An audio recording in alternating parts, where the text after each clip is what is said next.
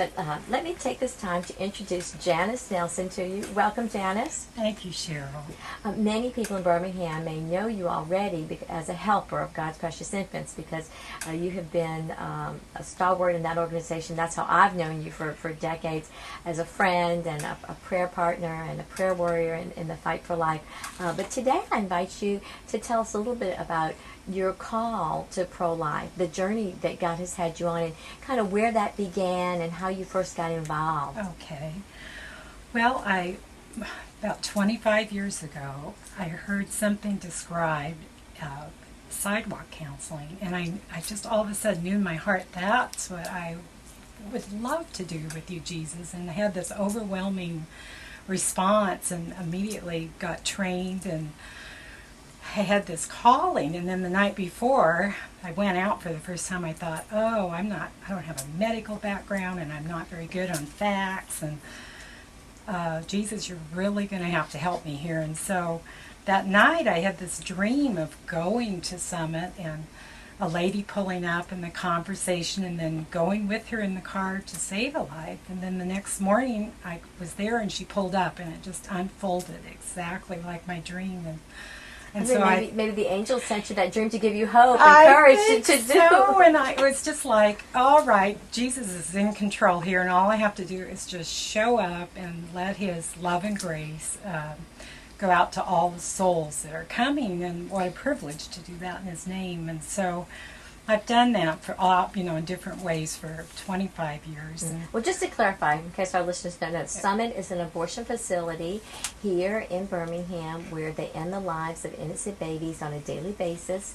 And most of the time when they can, people will go and pray for those babies, that someone recognizes that is, two people walking in the clinic half the time. The baby's a different sex than the mother. Right. And then, but often only one walking out after the abortion. So that's what you try to talk to the women. We do.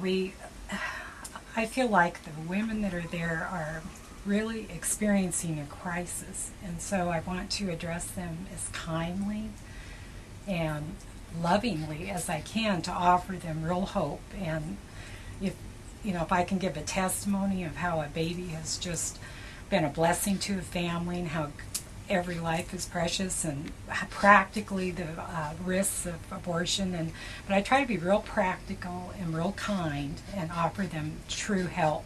Mm-hmm. So well, that's the love of Christ that shines through you, that makes you approachable. That women, we want to talk to you. There's no condemnation. There's no anger. There's no negativity. And I think that's why, I remember Carol Everett, when she gave one of her teaching sessions, she said you have about 11 seconds of eye contact to win that person to you with your smile and with the love on your face. That and you do that so effectively, Jan. Thanks be to God. But I just feel like I can't believe what a privilege it is to actually be there on the front line. And even if the babies are aborted, we're there, we're praying with them as they died. And I heard one of your guests the other day say, well, Jesus had His friends with Him when He died, praying with Him.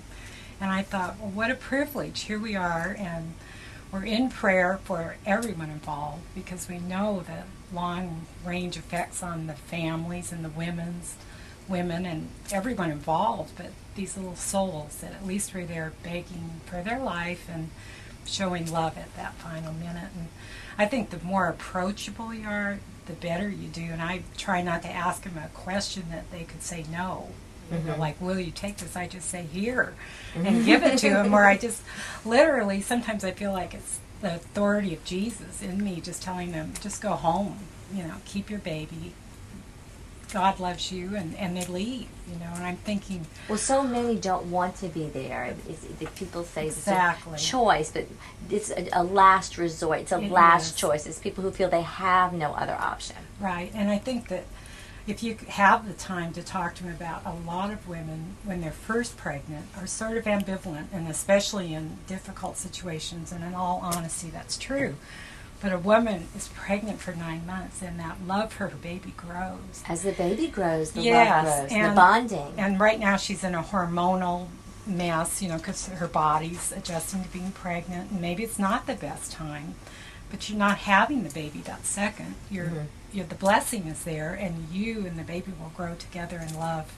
And that first 3 months is the time when you have the tiredness and the nausea and You so do. so It's a much. hard And if you time. get over that bump, then you really enter into the the lighter part of the pregnancy, 4 to 9 months. And for me, a big turnaround was when I was about 40, and I was sort of unexpectedly pregnant. I mean, that shouldn't be that much of a surprise, but it was such a teaching moment of, here I am, I'm pro-life, I have a great husband, and of course I want this baby, but I was initially kind of that ambivalent feeling, and then I lost that baby, and just the grief that I went through because I'd lost the baby, and I loved my little baby, and also feeling bad that that first moment I knew about his conception, I wasn't just thrilled. So then it hit me, what are these women going through that have intentionally gone in there and aborted their child, and my heart just, goes out to them.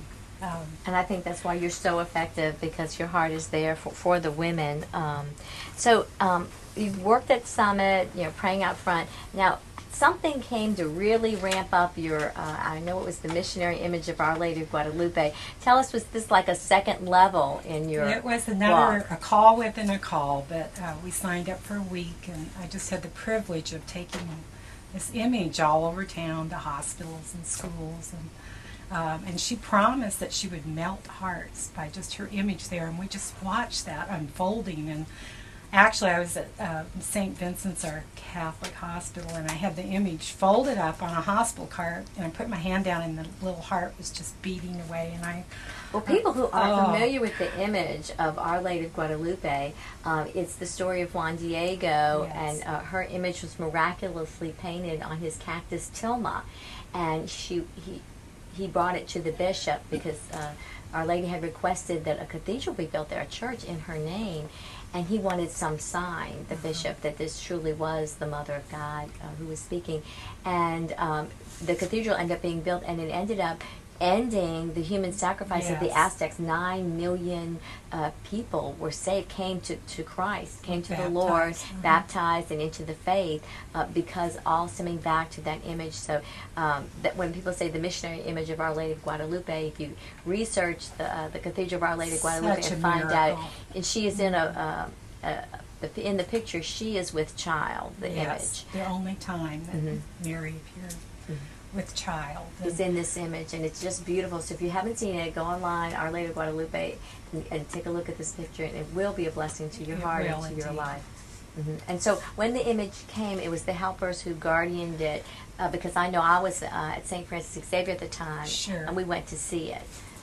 And we gave out rosaries and talked to schools, and my husband was in the hospital once years later in Birmingham, and we were praying the rosary, and this young nurse said, "Oh, I got a rosary when I was a little girl, and you brought it to my school, the picture," and it had just made this huge impact on her, and she still had the rosary and was praying it, and I just thought, oh, God is so good that he could use us to, pass out the message of Jesus and his mother. I think that's why the helpers were so instrumental in my life and in so many of the people who belong to it. Was it not just a sisterhood, not just an organization that did good works, but it was an organization that encouraged your spiritual life. There's a requirement to pray the daily rosary. Right. We had monthly confession as a group and mission with speakers, and well, we're coming up against a break here, but we're going to be back with Janice Nelson, and we'll be taking callers. If you want to call in, the number is 714-7014 with a question or a comment for Janice or myself.